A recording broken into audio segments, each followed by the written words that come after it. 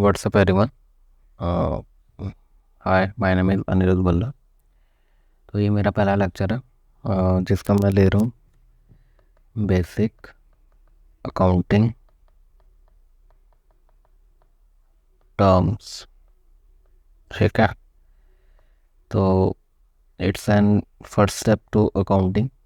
ये अगर आप कॉमर्स लिया है तो ये बिल्कुल फर्स्ट स्टेप है आपकी लर्निंग का, आपको जानने का कि अकाउंट्स क्या होता है। It's an basic. ओके, सो भी अकाउंट्स बहुत डीप है, लेकिन ये अभी अगर ये बेसिक टर्म्स अगर हमने नहीं पढ़ी तो इससे हम अगर हमने ये नहीं पढ़ा तो हम आगे नहीं जा पाएंगे, आगे हम अच्छी तरह से कंसेप्ट्स नहीं समझ आएंगे। सो लेट्स स्टार्ट करते हैं हम। सो फर्स्ट टर्म है जो अकाउंटिंग में यूज़ होती है, दैट इज़ एंटिटी। एंटिटी क्या होती है? ऐसी कोई भी चीज़ जिसकी इंडिविजुअल एग्जिस्टेंस हो, अकाउंटिंग में उसे बोलते हैं एंटिटी। सपोज दो पार्टीज हैं, ठीक है। His name is Ram and his name is Shyam. Ram sells goods to Shyam, ठीक है। एंड श्याम ने क्या कर दिया? कैश पे कर दिया। सो इसमें जो राम और श्याम है इनको हम क्या बोलेंगे? एंटिटी। ओके, इंडिविजुअल एग्जिस्टेंस है दोनों की। तो ये है सेकंड एग्जांपल, एक और ले लेते हैं। ओके, एग्जांपल 2, ABC लिमिटेड, ठीक है, DEF लिमिटेड। इन दोनों के बीच में बिजनेस रिलेशनशिप है। बिजनेस रिलेशनशिप मतलब परचेज गुड्स सेल वगैरह। तो ये ABC एंड DEF के हो गए बिजनेस एंटिटी।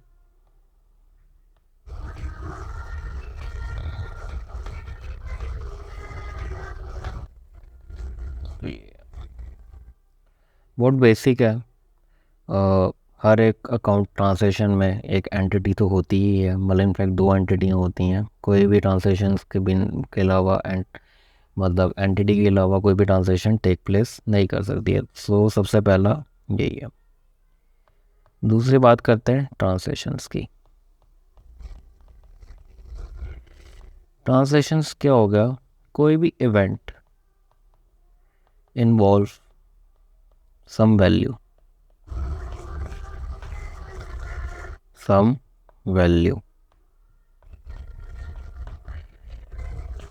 ठीक है। तो सपोज जैसे Ram sold goods to Shyam for ₹5,000. So this is what? This is an transaction. इसमें एक वैल्यू इन्वॉल्व है, ठीक है। तो इसको क्या बोलेंगे हम? ट्रांजेक्शन। थर्ड आ जाते हैं एसेट्स। हर एक एंटिटी के कुछ एसेट्स होते हैं। एसेट्स के अलावा एंटिटी शायद एग्जिस्ट ही ना करे। ओके, तो एसेट्स क्या हो गए? कोई भी इकोनॉमिक रिसोर्स हो ऑफ एंटरप्राइज, कोई भी ऐसे चीज़ें जिससे एंटिटी पैसा कमा रही है, ठीक है, जो या फिर जो पैसा कमाने में यूज़ हो रहे हैं, ठीक है। तो उसको क्या बोलते हैं? एसेट्स। सपोज हम ले लेते हैं कोई शॉप वाला है, ठीक है। तो अगर उसकी शॉप ही ना हो, वो पैसा कैसे कमाएगा? So for him the shop, जिसको हम बिल्डिंग बोलेंगे, दैट हिज एसेट, वो उसका हम एसेट बोलेंगे। अब एसेट्स दो टाइप के होते हैं, एक हो गए नॉन करंट एसेट्स, ओके, एक होते हैं current assets. Non current assets हो गए जो लॉन्ग टर्म के लिए कोई भी बिजनेस एंटिटी होल्ड करके रखती है, suppose for more than 1 year. And current assets हो गए जो शॉर्ट टर्म के लिए होते हैं, ठीक है। अब मतलब लेस देन 1 ईयर जो होंगे, जो जल्दी लिक्विड होते हैं। लिक्विड मीन्स जिनको जल्दी हम कैश में कन्वर्ट कर सकते हैं, जिनको फंड्स में कन्वर्ट कर सकते हैं। नॉन करंट एसेट्स को आप जल्दी कन्वर्ट नहीं कर सकते कैश में। सपोज मशीनरी, आप मशीनरी बेचने जाओगे मार्केट में, इतनी जल्दी नहीं बिकेगी। करंट एसेट एग्जांपल ले लेते हैं स्टॉक, ठीक है। स्टॉक हो गया कंपनी का जो सामान है, जो कंपनी बेचती है, जो डे टू डे बेचती है, वो बहुत लिक्विड है, ठीक है। और वो लेस देन 1 ईयर होल्ड करके रखती है कंपनी। इनफैक्ट महीने से महीने में भी होल्ड नहीं करती है कंपनी, तो उसको हम बोलते हैं करंट एसेट्स। अब नॉन करंट एसेट्स में क्या आ जाएगा? First is fixed assets. Fixed assets हो गए, अब दो टाइप के होते हैं, ठीक है। Tangible assets and intangible assets. Tangible assets हो गए जिनको आप देख सकते हो, जिनको आप टच कर सकते हो, जिनको आप मतलब देख सकते हो, लाइक। एंड इंटेंज जैसे हो गया टेंजिबल एसेट्स हो गए, लाइक बिल्डिंग होगी, कोई प्लांट एंड मशीनरी है, ठीक है। तो ये हो गए टेंजिबल एसेट्स, कार होगी। एंड इंटेंजिबल एसेट्स हो गए, कोई गुडविल होगी कंपनी की, कोई पेटेंट्स राइट हैं, ट्रेडमार्क्स हैं, ठीक है। तो इनको क्या बोलते हैं? इंटेंजिबल एसेट्स बोलते हैं, ठीक है। अ, दूसरा आ गया नॉन करंट।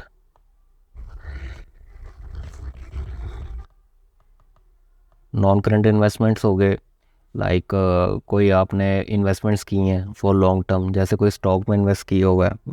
स्टॉक एक्सचेंज आपने सुना होगा आजकल, जब हर्षद मेहता की स्कैम आया था, scam 1991 I think and 1992 I think, जो भी है। उसके बाद लोगों का काफ़ी इंटरेस्ट जागा स्टॉक मार्केट में। तो आपको पता होगा शेयर्स वगैरह क्या होते हैं, ठीक है। तो अगर कोई भी लॉन्ग टर्म होल्ड किया हुआ है, 1 साल से ज़्यादा होल्ड किया हुआ है किसी भी इन्वेस्टमेंट में, शेयर सिर्फ एग्जांपल है। मैं कुछ भी, आप कुछ भी ले सकते हैं, म्यूचुअल फंड्स ले सकते हैं, कुछ भी कुछ भी हो सकता है, ठीक है। तो जो 1 साल से ज़्यादा के लिए होल्ड करके रखा है, तो वो हो गए नॉन करंट इन्वेस्टमेंट्स। थर्ड हो गए deferred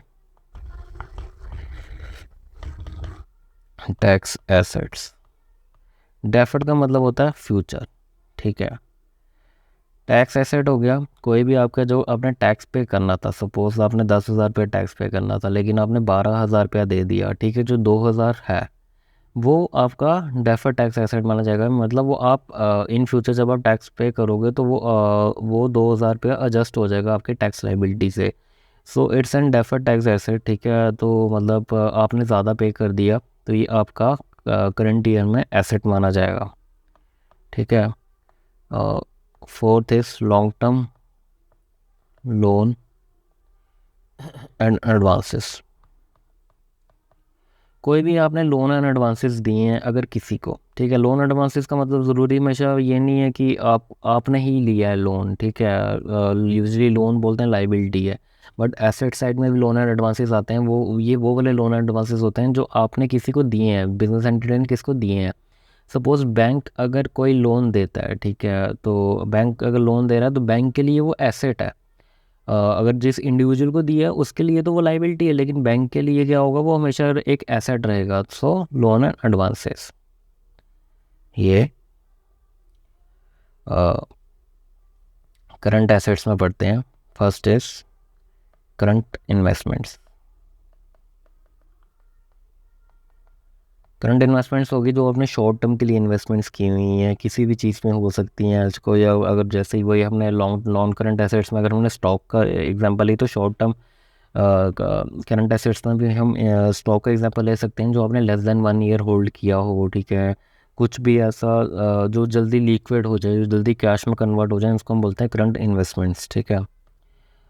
second is inventory.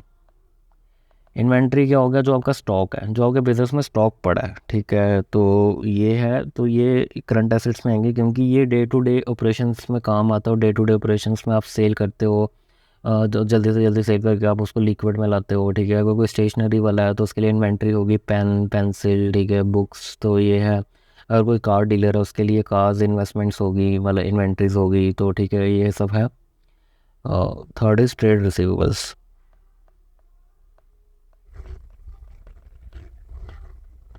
Trade receivables हो गए जिनको हम डेटर्स भी बोलते हैं। ये वो लोग होते हैं जिनको आपने सामान बेचा, ठीक है, जिनको आपने सामान सेल किया बट उन्होंने अभी आपको पैसे नहीं दिए हैं, तो वो आपके करंट एसेट्स में आएंगे ना, आज नहीं तो कल आपको पैसे दे ही देंगे, तो इसलिए ये करंट एसेट्स में आते हैं। मतलब इट्स एन ईजी आइटम, ये इसको समझाने की ज़रूरत नहीं पड़ेगी। फर्स्ट है, fourth is cash and cash equivalents. कोई भी कैश है आपके बिजनेस में तो इट्स एन करंट एसेट्स, ठीक है। कैश भी होता ही है बिजनेस में, बैंक में पड़ा है, कहीं पे भी पड़ा है। शॉर्ट टर्म लोन, कोई भी आपने लोन दिया है शॉर्ट टर्म पर्पस के लिए तो वो भी करंट एसेट्स में आ जाएगा। अब हम आगे चलते हैं। फोर्थ इज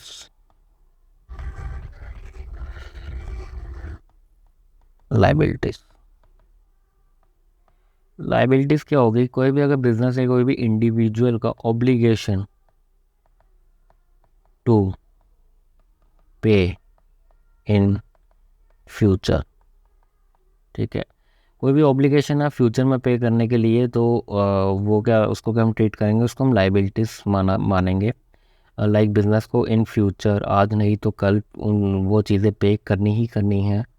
तो लाइबिलिटीज़ की मैं कुछ एग्जांपल ले लेता हूँ। शॉर्ट टर्म में भी ले लेंगे, लॉन्ग टर्म में भी ले लेंगे, ठीक है। तो लॉन्ग टर्म में ले लेते हैं लोन एंड एडवांसेस, ठीक है। अगर कोई भी लोन एंड एडवांसेस आपने लिए हैं, जैसे आपने बैंक से पैसा लिया है, तो it's N loan for you, ठीक है। तो आप उसको long term loan and advances, वो आपकी एक लाइबिलिटी है, क्योंकि कल आपको उसको पैसे देने हैं। डेफर्ड टैक्स लाइबिलिटी, सपोज आपका टैक्स बनता था 10,000, लेकिन आपने 8,000 रुपया पे किया, सो इट्स एन जो 2,000 रुपये की आइटम, जो 2,000 रुपये पीछे बच गया, वो आपकी डेफर्ड टैक्स लाइबिलिटी है, जो आपको पे करनी ही करनी है। Third is creditors. आपने जिनसे माल परचेज़ किया है, ठीक है, अब बिज़नेस में माल परचेज़ करना पड़ता है, ठीक है, तभी आगे जाके सेल करेंगे। तो जिनसे आपने परचेज़ किया उनको हम क्या बोलते हैं? उनको हम क्रेडिटर्स बोलते हैं, ठीक है। तो आपने माल परचेज़ किया तो आपने उनको ऑफ कोर्स आज नहीं पैसा तो कल तो देना ही है, तो इसलिए वो आपकी लाइबिलिटी आ जाएंगे, ठीक है। तो कुछ ये हैं, ये पढ़ लेते हैं। Fifth is capital. कैपिटल क्या हो गया? कोई भी ओनर का, सपोज ये बिजनेस है बंदे का and he is an owner, ठीक है, ये कोई भी कैश इन्वेस्ट कर रहा है, इसमें बिजनेस स्टार्ट करने के लिए कुछ तो इन्वेस्ट करना पड़ेगा ना पहले, सो इट्स एन कैपिटल, ये कैपिटल माना जाएगा। अगर कोई भी बिजनेस स्टार्ट करना उसके लिए कुछ कैश लगेगा या कुछ भी लगेगा, तो वो आपके क्या आ जाएगा? वो आपका कैपिटल माना जाएगा, ठीक है। Sixth is drawings.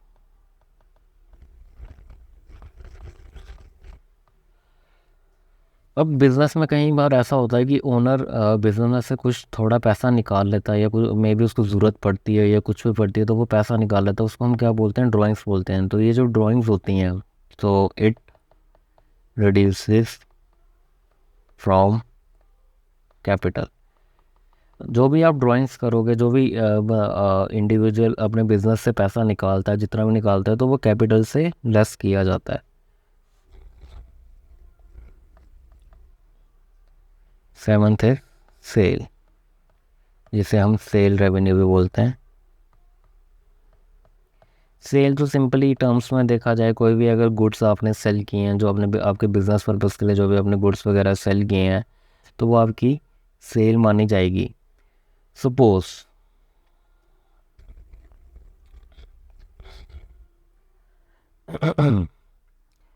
सपोज कोई भी स्टेशनरी वाला है, ठीक है, अगर वो पेन्स वगैरह सेल कर रहा है, ठीक है, तो वो उसकी सेल मानी जाएगी, सेल रेवेन्यू माना जाएगा।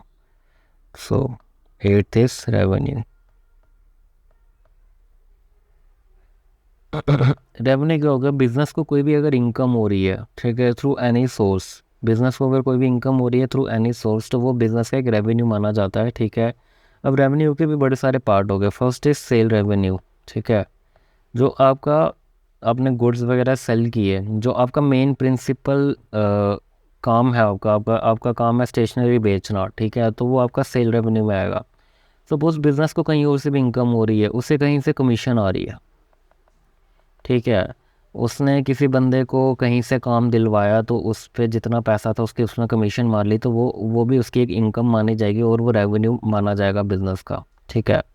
इंटरेस्ट, सपोज उस बिज़नेस ने एफडी करवाई हुई है बैंक्स में, तो उस पर जो इंटरेस्ट वगैरह मिल रहा है तो वो भी एक रेवेन्यू है, वो बिज़नेस की इनकम है। डिविडेंड्स, डिविडेंड क्या होता है, जो भी हम शेयर्स वगैरह परचेज करते हैं तो उस पर हमें सालाना इनकम होती है कुछ, मतलब उसको हम बोलते हैं, वो होता है डिविडेंड। तो अगर कोई भी बिज़नेस ने अगर शेयर्स वगैरह होल्ड किए हैं, इन्वेस्टमेंट्स किए हैं, तो उस पर जो रिटर्न मिल रहा है तो उसको हम डिविडेंड बोलते हैं, वो हमारी इनकम मानी जाती है। रेंट, सपोज बिज़नेस की, सपोज इंडिविजुअल की बिल्डिंग है एंड नीचे वाले फ्लोर पे वो खुद काम कर रहा है, ठीक है, मतलब अपने जो शॉप चला रहा है, और ऊपर वाला फ्लोर उसने रेंट पे दिया है, तो जो भी उसकी रेंटिंग आएगी वो उसकी इनकम मानी जाएगी। So it's a part of business revenue. Sale revenue अलग है, ठीक है, एंड ये बाकी सब चीज़ें अलग है। ये प्रिंसिपल है, ये प्रिंसिपल एक्टिविटी है बिजनेस की, ये प्रिंसिपल एक्टिविटी नहीं है। 9, एक्सपेंसेस। एक्सपेंसेस हो गए जितने भी खर्चे हैं बिजनेस के, ठीक है, इलेक्ट्रिसिटी, इलेक्ट्रिसिटी, ठीक है, दूसरा हम रेंट, क्या पता अगर बिजनेस रेंट पे है, शॉप जो है उसकी रेंट पे है, ये हो गया। टेलीफोन बिल, ठीक है, पेट्रोल एक्सपेंसेस। सो ये सब चीज़ें एक्सपेंसेस मानी जाती है और प्रॉफिट एंड लॉस स्टेटमेंट में जाती हैं डेबिट साइड पे। 10th is profit. प्रॉफिट क्या होता है? प्रॉफिट सिंपल सा है। अगर हम सेल वैल्यू में से, सेल वैल्यू ऑफ गुड में से cost value of good less कर देते हैं तो हमें प्रॉफिट मिलता है। सपोज हमने जो गुड्स बेचे, ठीक है, वो हमने बेचे ₹10,000 के, ओके, और उस गुड्स की कॉस्ट हमें कितनी पड़ी, लाइक हमने जब परचेज़ किया गुड तो हमें वो पड़ा 6,000 का, ठीक है, हमें 6,000 का पड़ा, अगर हमने 10,000 का बेच दिया, ठीक है, तो हमारा प्रॉफिट कितना आया? 4,000। ये हमारा है, ये हमारा प्रॉफिट है, ये हमारे बिजनेस का प्रॉफिट है, ठीक है। 11th is gain. गेन क्या होगा? कोई भी बिजनेस को गेन हो गया, ठीक है, किसी भी तरीके से, तो एग्जांपल ले लेते हैं, जैसे मैंने कोई प्लांट एंड मशीनरी कि मेरे को जब मैंने ख़रीदा था उसकी cost he 10,000, okay. In future plant and machinery को मैंने सेल कर दिया 12,000 का, तो जो 2,000 रुपये हुआ वो मेरे को क्या हुआ? गेन हुआ, ठीक है। सिमिलरली प्लांट एंड मशीनरी की मेरी बुक्स में कॉस्ट थी ₹10,000, ठीक है, लेकिन मार्केट में कुछ ऐसा हुआ जिससे मेरी प्लांट एंड मशीनरी की जो वैल्यू है, ठीक है, मार्केट में अगर आज मैं वो अपनी मशीनरी बेचने जाता हूँ वो होगी 15,000, मतलब एप्रिसिएशन होगी। इसको क्या बोलते हैं? एप्रिसिएशन। मार्केट में वैल्यू बढ़ गई मेरी प्लांट एंड मशीनरी की, ठीक है, तो मेरे को गेन कितना हुआ? 5,000 का।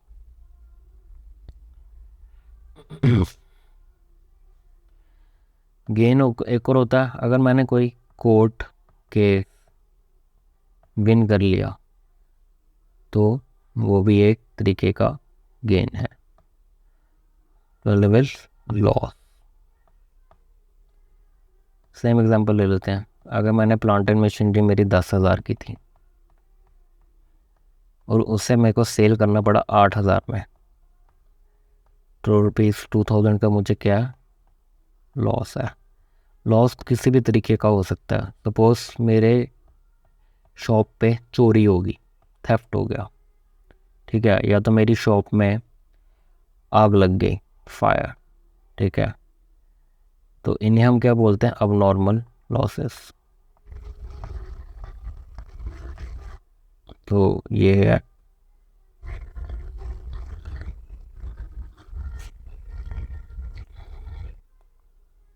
13 days परचेसेस। अब मेरा बिजनेस है स्टेशनरी का, मैंने ऑलरेडी एग्जांपल दी, ठीक है। तो बिजनेस है स्टेशनरी का, मुझे पेन्स बेचने हैं, बुक्स बेचनी है, मुझे पेंसिल्स बेचनी है, मुझे सब कुछ बेचना है, ठीक है। तो कहीं से तो मैं परचेज़ करूँगा ना, वो कहीं से परचेज़ करूँगा ना गुड्स, तो उसे क्या बोलते हैं, परचेजेस।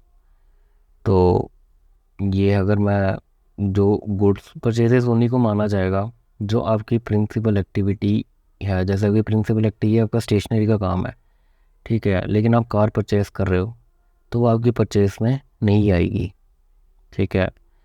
आपकी प्रिंसिपल एक्टिविटी में ले लेता हूँ, प्रिंसिपल एक्टिविटी क्या, टू सेल स्टेशनरी, लेकिन यू परचेस्ड कार, सो ये आपकी परचेजेस में नहीं आएगी।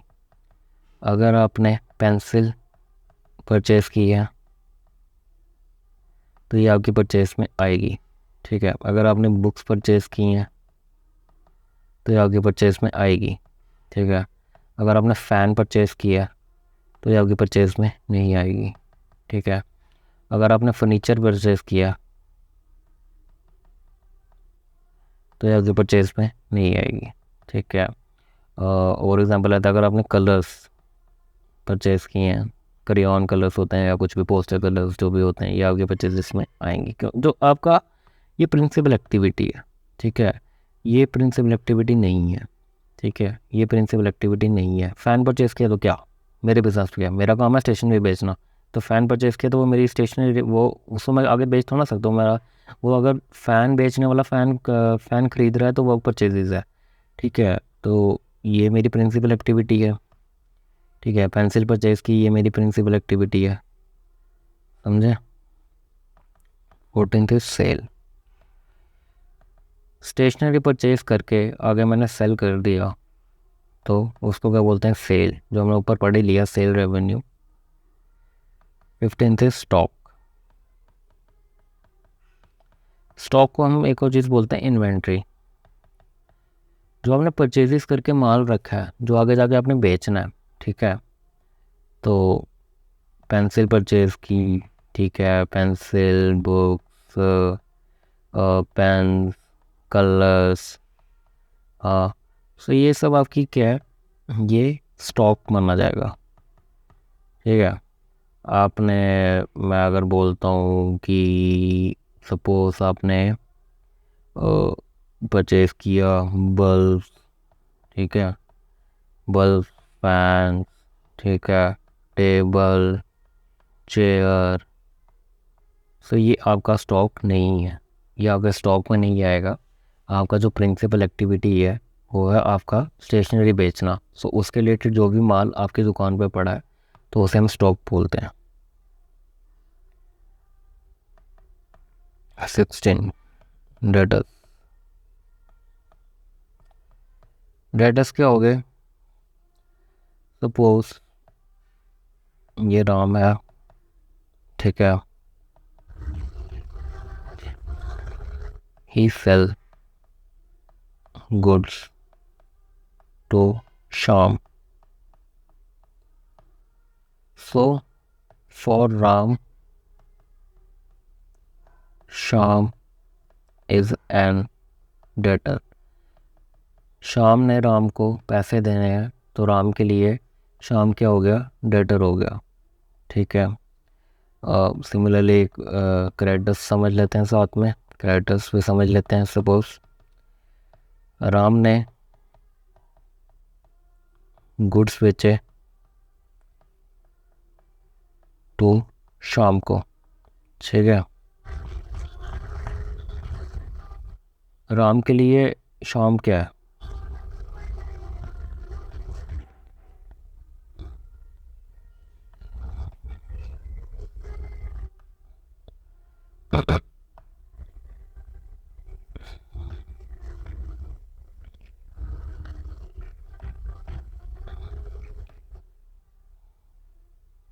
अच्छा, फॉर राम शाम is in better and for शाम राम क्या होगा? Is an creditor. राम ने शाम से पैसे लेने हैं तो राम के लिए शाम के हो गए डेटर हो गए, एंड शाम को राम को पैसे देने हैं, ठीक है, तो शाम के लिए राम क्या है? क्रेडिटर। बस इतनी सी चीज़ है। क्रेडिटर होता है जिनसे हम माल परचेज करते हैं, ठीक है, एंड डेटर्स होता है जिसको हम माल बेचते हैं। ये सिंपल सी भाषा है। ये डेटर्स क्रेडिटर्स को समझने के लिए आए, पता नहीं बाकी टीचर्स ऐसा क्या करते हैं। बस ये अगर सिंपल सी भाषा आपने समझ ली, जिससे हमने गुड्स खरीदे, ठीक है, वो हमारा क्रेडिटर, उसको हमने पैसे देने हैं, ठीक है। अगर सपोज मैंने गुड्स खरीद ली और मैंने आज ही पेमेंट कर दी, आज गुड्स खरीदे आज ही पेमेंट कर दी, तो वो मेरा क्रेडिटर नहीं है, उसको वहाँ पे किस्सा ख़त्म, ठीक है, उसको ख़त्म कर दिया हमने। तो और मैंने अगर मैंने आज पेमेंट नहीं की उसको, मैं उसको बोलता हूँ यार आज मेरे पास पैसे नहीं है, मुझे तो मैं तुझे 4 दिन बाद पैसे दे दूँगा या हफ्ते बाद पैसे दे दूँगा, तो वो मेरा क्रेडिटर माना जाएगा, ठीक है। तो ये चीज़ है, ये बेसिक टर्म्स हैं, इजी हैं, कुछ इतना है नहीं। आप इनको इस वीडियो को देखो, तो मैं आगे और भी वीडियोस लेके आऊँगा। मैं अकाउंटिंग को इजी करूँगा, जनरल एंट्रीज को इजी करूँगा, हर एक चीज़ को इजी करूँगा। यही है। Thank you guys, please support the video and like ज़रूर करना, शेयर ज़रूर करना, एंड मन होगा सब्सक्राइब भी कर लेना यार, इतना कर लोगे तो, ठीक है। Thank you.